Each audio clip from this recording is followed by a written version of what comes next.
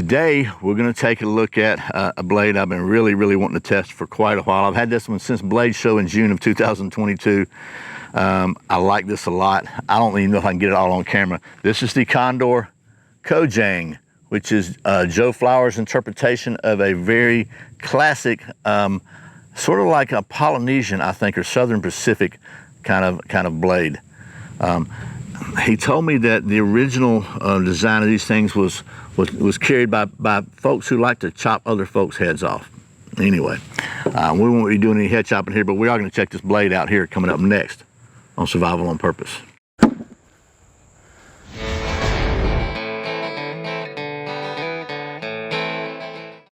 Welcome back to Survival on Purpose, your home for trustworthy information and gear reviews related to camping, survival, and general preparedness for regular folks. My name's Brian. Thanks for joining me for another Sharp Saturday video where it's Saturday and we take a look at something sharp. As I said, today we're going to take a look at this Condor Cojang Machete, designed by Joe Flowers.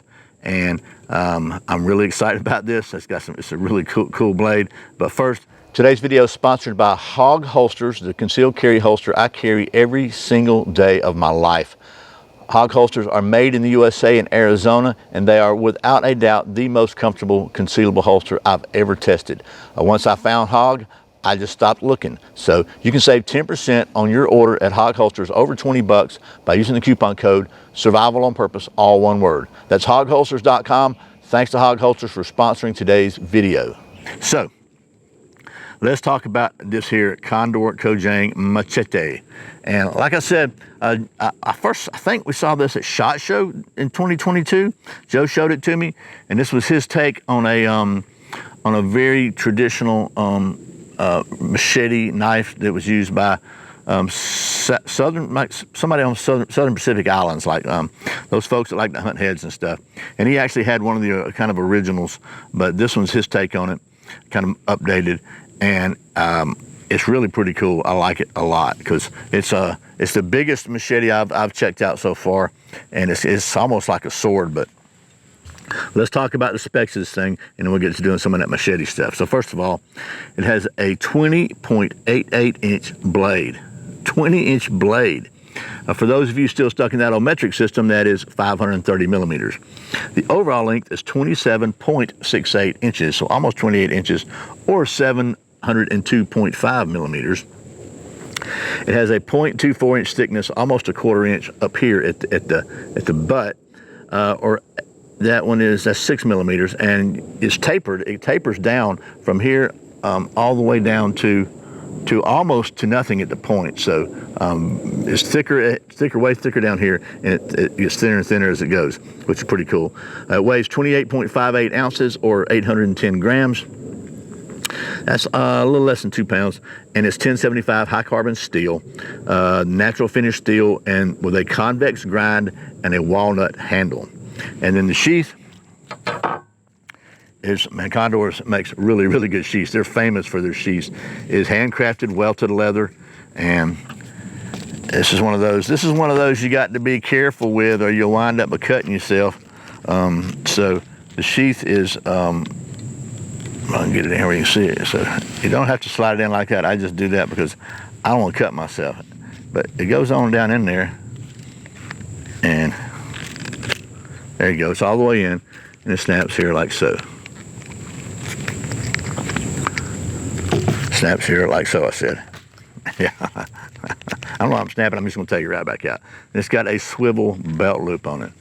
A nice welted sheath. I mean, Condor makes great sheaths. They're really famous for that. So let me give you some close-ups, talk about a couple of details of this thing, and then we'll get to doing some of that machete stuff.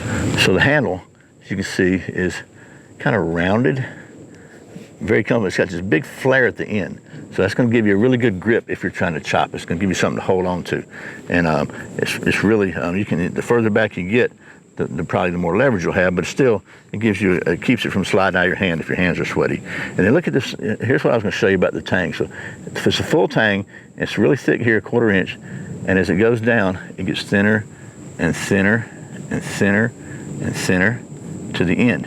And it's still, it's probably, I don't know, maybe less than 1/8 of an inch out here. And then the profile of the blade gets thicker as it goes out. So it starts out thin back here, and it gets thicker as it goes out. So it gives a really good balance, because as the metal gets thinner, it gets taller. The edge, the blade itself gets taller. And then it's a very, very slightly convex curve here. Concave curve, I'm sorry, it's a concave recurve kind of, but it's a convex grind. So there you go. I forgot to tell you, we'll talk about the price. The MSRP on this thing is $154.42. I don't know where they came up with that. But the map price, which is probably should be the lowest advertised price that you're going to find it for, is about $131.25. So there you go. I think that may be everything you might have wanted to know, or too much. So why don't we go get to doing some of that machete stuff? So I went out on the old forest and wanted to try chopping a few different mediums. So here is about an inch and a quarter, one inch and a quarter green limb, and that one chopped very cleanly. Then I went to about an inch and a half or so dry piece of wood, and it chopped just fine as well. Then did the old stick and grab test. I always like to do that one with big machetes.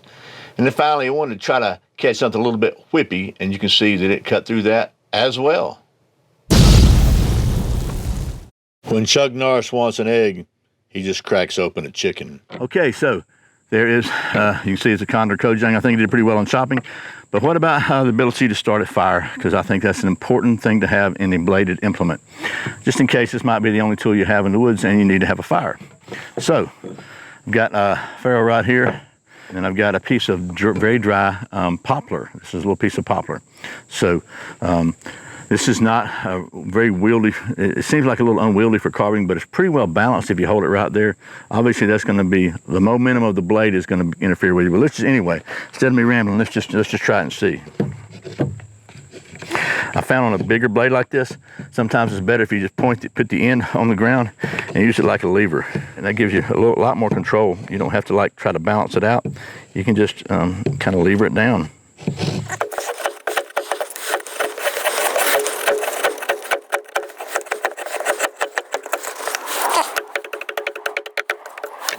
That's not going to be good. Let me get a couple more.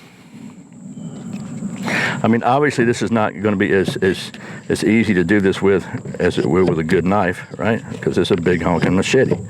But sometimes it's not about easy, it's just about, will it work? So we got a little pile there.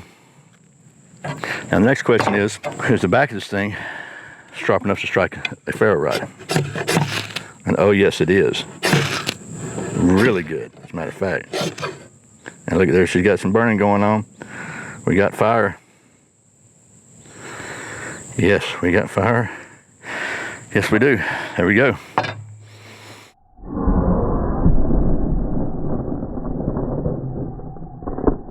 Okay, so that was a little bit of practical testing for the Condor Cojang machete here.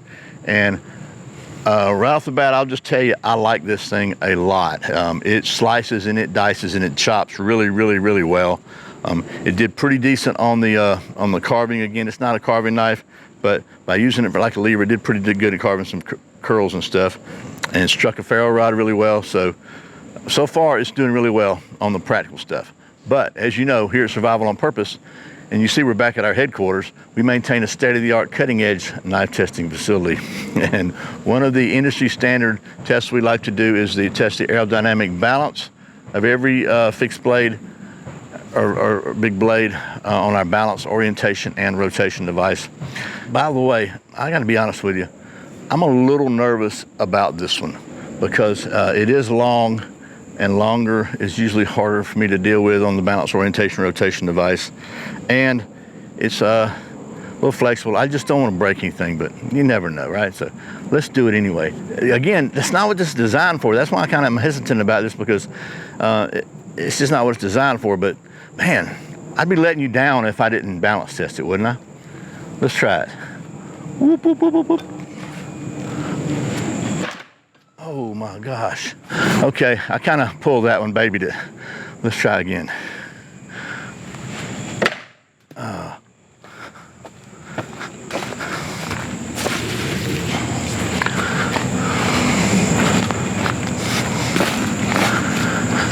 Okay, that was close, but no cigar. So again, oop. Well, she hit, but didn't stick. Again. Okay, again.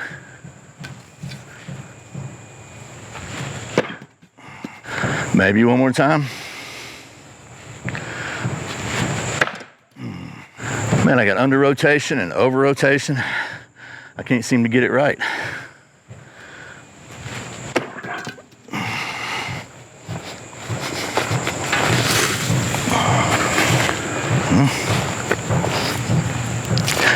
I took a chunk out of my balance orientation and rotation device.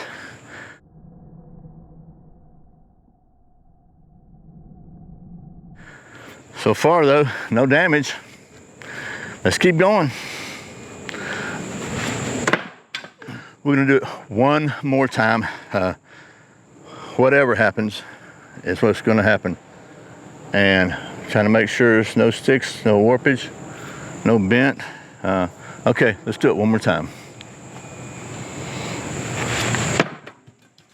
It's just not sticking. I hit it point first a couple times. I think it's got maybe just a little bit of flex that prevents that from happening. I don't know, but we're gonna call this one non-arrow. Ooh, look at that. I hit something with it. Man, that pisses me off. I rolled that edge up pretty badly there. That's gonna be some non-fixable. That's gotta be a little grinding going there. So I don't know what I hit, but I hit something, so that makes me mad. Anyway, other than the non-aerodynamic balance, I gotta say this thing works pretty stinking good, and I'm really mad about my chip. So anyway, that's it. That's the Condor Cojang, and if you're looking for a really cool, nice machete slash sword slash zombie killer slash wood chopper thingy, this could be a really good addition to your collection. So it really is handy, it really is comfortable, and it really sucks that I chipped it. Joe, I'm sorry, man. Thanks to Joe and Condor for sending me home with this from Blade Show to show you, and thank you for watching Survival on Purpose. Remember, survival's not an accident, so be prepared. I'll see you next time.